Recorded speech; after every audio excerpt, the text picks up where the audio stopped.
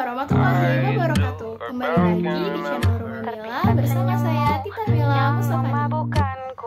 Masih di bab yang sama, yaitu trigonometri. Kita akan membahas sudut berelasi di kuadran. Oke, yang kali ini akan kita bahas adalah tentang sudut berelasi di kuadran, atau sudut-sudut yang berhubungan berada di kuadran. Nah, nih, kuadran kan seperti ini ya. Nah, di sini adalah 0 derajat. Berarti di sini berapa? 90 derajat. Di sini 180 derajat. Di sini 270 derajat. 270 derajat. Gitu ya. Nah, ini kita bagi-bagi menjadi kuadran. Ada yang namanya kuadran 1. Yang sebelah sini tuh kuadran 1. Sebelah sini kuadran 2. Sebelah sini kuadran 3. Sebelah sini kuadran 4. Nah, jadi ada 4 kuadran, 1, 2, 3, dan 4. Jadi kalau kuadran 1 itu 0 derajat sampai dengan 90 derajat. Karena dia dari 0 sampai 90. Kalau kuadran 2 dari 90 derajat sampai dengan 180 derajat. Jadi dari 90 sampai 180. Kalau kuadran 3 berarti 180 derajat sampai dengan 270 derajat.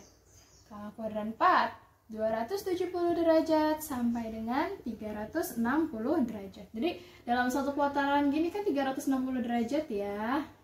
Maka kuadran 4 270 sampai dengan 360 derajat. Seperti itu. Kemudian di kuadran 1 itu 0 derajat sampai dengan 90 derajat, seperti sudut-sudut yang sudah kalian hafalkan kemarin. Semuanya bernilai positif. Berarti di sini saya tulis semua positif. Gitu ya. Kalau di kuadran 2 ini yang positif adalah sin. Sinnya positif. Jadi kalau yang di kuadran 2 yang positif adalah sinnya. Jadi sin plus. Sin ini selalu bernilai positif di kuadran 2. Kalau di kuadran 3 yang bernilai positif siapa? Yang bernilai positif adalah tan. Tannya bernilai positif. Berarti kalau di kuadran 4 sisanya adalah cos. Cosnya bernilai positif. Jadi cara menghafalnya kuadran 1, 2, 3, 4 semua sin, tan, cos. Itu yang positif. Urutannya gitu ya. All atau all, semua all, sin, tan, cos. Itu tanda-tanda dalam kuadran. Kemudian rumus-rumus kuadrat yang akan digunakan. Ini kan 0 sampai dengan 90 derajat ya. Maka yang kita pakai nanti adalah rumusnya 90 derajat dikurang alfa. Alfa itu sudut ya. Kalau di sini saya tulisnya gini deh, 90 dikurang alfa derajat. Berarti kalau di sini karena dia 180, paling besarnya berarti 180 dikurang alfa derajat. Nah, untuk yang kuadran ketiga ini saya ambil rumus yang mudah, yaitu 180 ditambah alfa derajat. Sebenarnya bisa pakai 270 dikurang, tapi nanti ada perubahan-perubahan tanda di beberapa perbandingan. Jadi daripada kita merubah-ubah tanda, saya ambil pakai yang 180 ditambah alfa. Kemudian kalau yang ini berarti 360 derajat dikurang alfa. Derajatnya di luar aja. Seperti itu. Nah, ini tuh singkatnya seperti ini. Yang harus kalian hafal singkatnya seperti ini. Kuadran 1, kuadran 2, kuadran 3, dan kuadran 4. Kuadran 1 0 sampai dengan 90. Kuadran 2 90 sampai dengan 180, kuadran 3 180 sampai dengan 270, kuadran 4 270 sampai dengan 360. Kemudian siapa saja yang positif? Nih, di kuadran 1 semua bernilai positif. Berarti siapa aja? Sin, tan, dan cos bernilai positif. Kuadran 2 yang bernilai positif hanya sin saja. Kuadran 3 yang bernilai positif adalah tan. Dan kuadran 4 yang bernilai positif adalah cos. Kemudian rumus perbandingan trigonometri yang digunakan. Di kuadran 1 kita menggunakan 90 derajat dikurang alfa. Di kuadran 2 kita menggunakan 180 dikurang alfa. Di kuadran 3 kita menggunakan 180 ditambah alfa, dan di kuadran keempat kita menggunakan 360 dikurang alfa. Seperti itu. Ini sebagai ringkasan dari sudut berelasi di kuadran. Nanti akan saya jabarkan lagi si tanda dan rumus-rumus perbandingan trigonometrinya. Kita akan membahas tanda perbandingan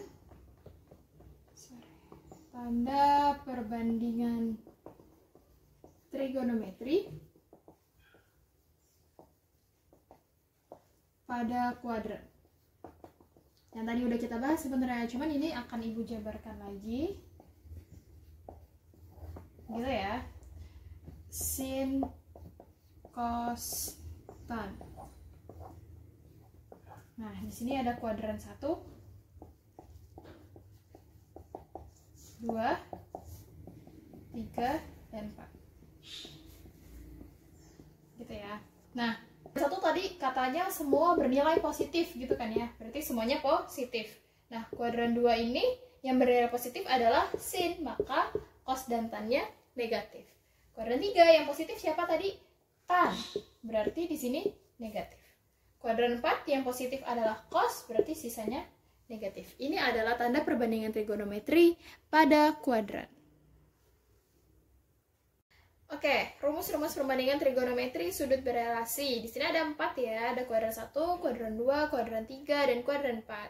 Yang pertama nih ada sin 90 dikurang alfa derajat, maka hasilnya akan cos alfa. Cos 90 dikurang alfa derajat sama dengan hasilnya sin alfa. Jadi sin sama cos ini kalau di kuadran 1 dibalik gitu. Kemudian kalau tan berarti tetap tan hasilnya. Kita lihat yang kuadran 2, ada sin 180 dikurang alfa, maka hasilnya adalah sin alfa. Sin alfanya positif ya, karena dia kuadran 2, yang positif adalah sin. Kemudian yang kedua ada cos 180 dikurang alfa derajat, maka hasilnya min cos alfa. Kenapa min? Karena di kuadran 2 yang positif hanya sin, jadi cos dan tan-nya negatif. Kalau di kuadran 3, yang positif hanya tan-nya aja tuh, lihat deh. Berarti yang positif hanya tan, sin dan cos-nya negatif. Sudut di kuadran 4 sama, berarti sin 360 dikurang alfa derajat, hasilnya min sin alfa. Kenapa sinnya min? Karena yang di kuadran 4 yang positif adalah cos. Seperti itu. Sekarang kita lihat dari contoh-contoh sudut berelasi di kuadran. Ini harus benar-benar kalian perhatikan, karena kalau kalian tidak bisa menjawab dari sudut berelasi di kuadran ini akan kesulitan nanti untuk kedepannya. Jadi tolong diperhatikan baik-baik. Nomor 1, sin 60. Kalau kita sudah hafal sudut istimewa, pasti udah tahu dong jawabannya. Sin 60 itu 1/2 akar 3, ya kan? Nah, tapi kalau misalnya pakai rumus, itu kita juga bisa menentukan sin 90 dikurang alfa, ya kan? Ini kan kuadran 1, maka kita pakai sin 90 dikurang alfa. Nah, alfanya ini bukan 60, tapi 30. Loh, 30 dari mana? Derajatnya di sini.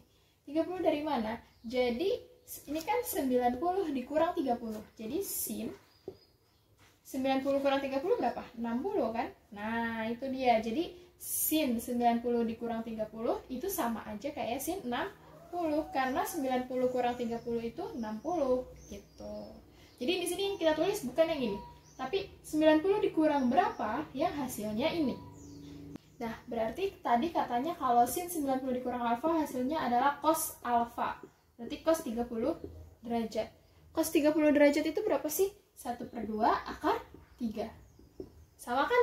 Sin 60 hasilnya 1/2 akar 3. Kalaupun pakai rumus hasilnya akan tetap 1/2 akar 3. Itu membuktikan bahwa sudut istimewa tadi, makanya ini harus hafal juga. Ini sudut cos 30 juga harus kita hafalkan karena ini ada di sudut istimewa gitu. Nah, kemudian nomor 2. Nomor 2 ini sin 120 derajat. Ada di kuadran berapa dia? Ada di kuadran 2. Ya kan? Kuadran 2 kan 90 sampai dengan 180. Berarti 120 termasuk di kuadran 2. Maka kita pakai 180 dikurang alfa. Alfanya berapa? Alfanya itu adalah 6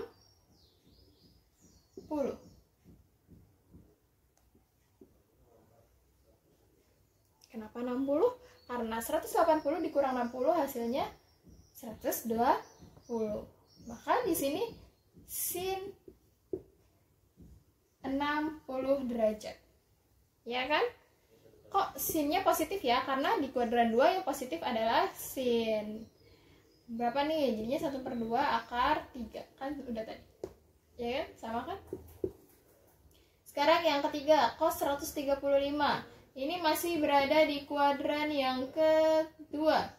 Berarti kita masih pakai 180 dikurang. Kalau ini cos berarti di sini cos 180 dikurang.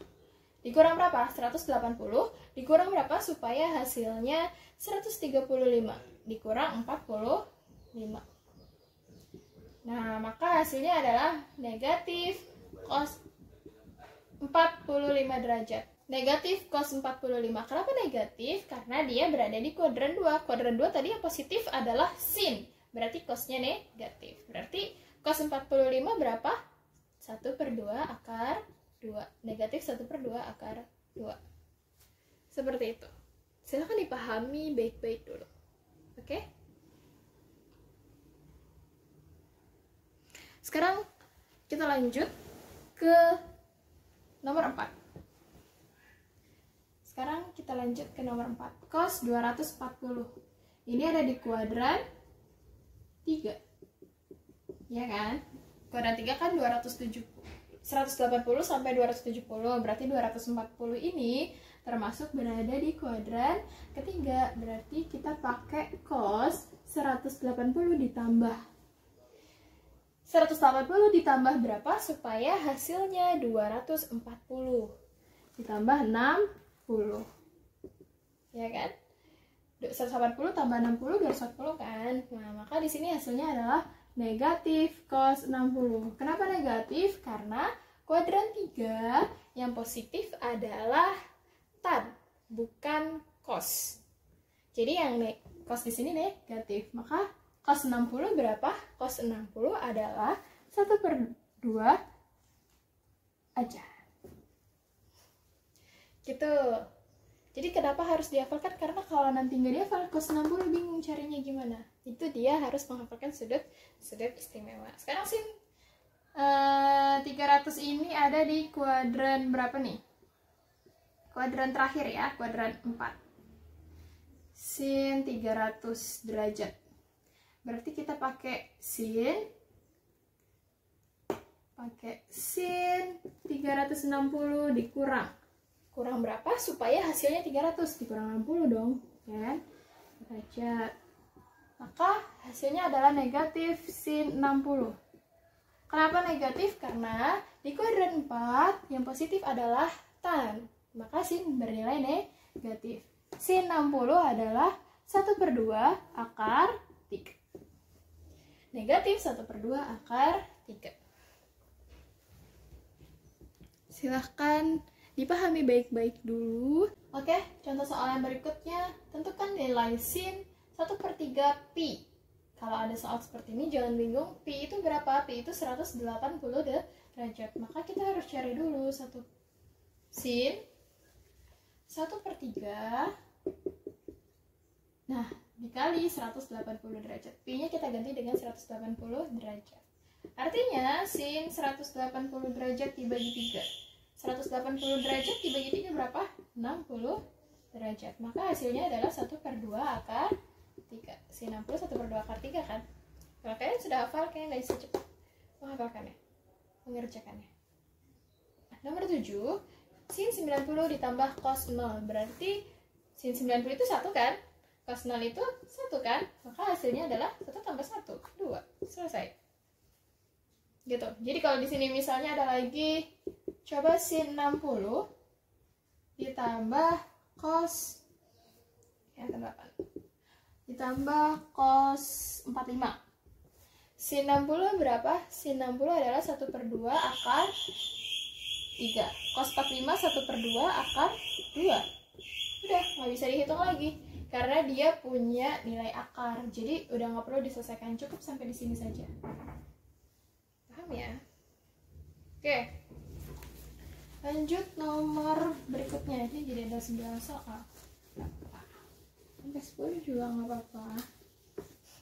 Yang ke-9 contohnya kalau misalnya ada perkalian, misalnya gini, ada sin 60 derajat dikali dengan cos 150 derajat. Ya tadi sin 60 mulu ya, kita ganti deh jadi tan 60. Jangan deh, iya deh, nggak apa-apa, tan aja deh, tan 60. Nah, tan 60 derajat, tan 60 derajat berapa sih? 1/3 akar 3, ya kan? Ke 150, nah ini kan ada di kuadran 2, ya kan? Ada di kuadran 2, berarti kita pakai 180 derajat dikurang. 180 dikurang berapa agar hasilnya 150? Dikurang 30 kan ya? 180 dikurang 30 hasilnya 150. Ini saya kurungin gini dulu deh ya. Nah, di sini kita tulis lagi. Jangan sampai lupa. Berarti jadi hasilnya cos 30. Negatif atau positif? Negatif. Kenapa negatif? Karena di kuadran 2 yang positif adalah sin. Cosnya negatif. 1/3 akar 3. Nilai cos 30 adalah 1/2 akar 3. Jangan lupa negatif. Nah, kalau udah dikalikan, ini kali ini kali ini. 1/3 kali min 1/2, min 1/6, ya kan? 1 kali 1, 1, 3 kali 2, 6. Akar 3 kali akar 3 adalah 3.